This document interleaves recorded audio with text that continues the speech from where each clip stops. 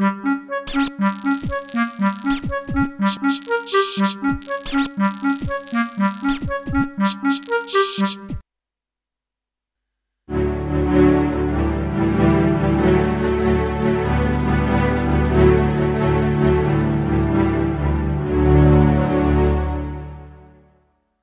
Prix de Rome de peinture historique en 1817, Léon Cogniet est un artiste notoire du XIXe siècle. Après un séjour de 4 ans à la Villa Médicis à Rome, il est remarqué pour ses toiles romantiques présentées au salon.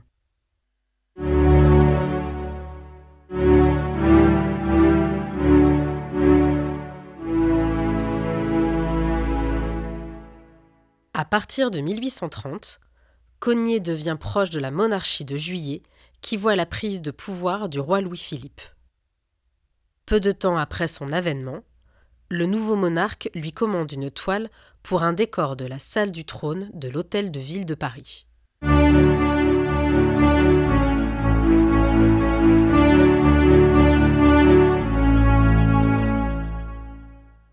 La scène représente un épisode de l'histoire de la Révolution française où Jean-Sylvain Bailly, astronome réputé et président de l'Assemblée nationale, fut proclamé maire de Paris au lendemain de la prise de la Bastille, le 15 juillet 1789.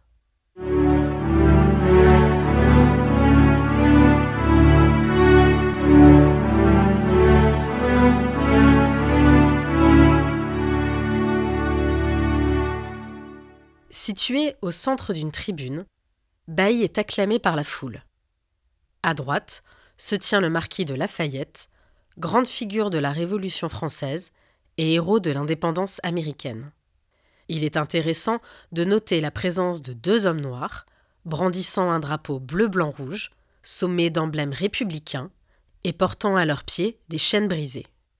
Il s'agit là d'une évocation, sur le mode allégorique, du désir initial des représentants du peuple de libérer les esclaves. Mais il faudra attendre encore 5 années pour que soit proclamé le 4 février 1794 un premier texte sur l'abolition de l'esclavage.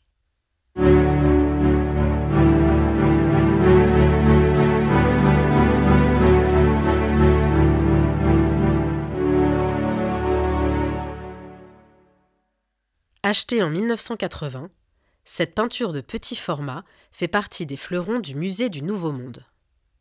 Il s'agit de l'une des rares esquisses de l'œuvre originale qui, elle, a disparu en 1871 dans l'incendie de l'Hôtel de Ville de Paris.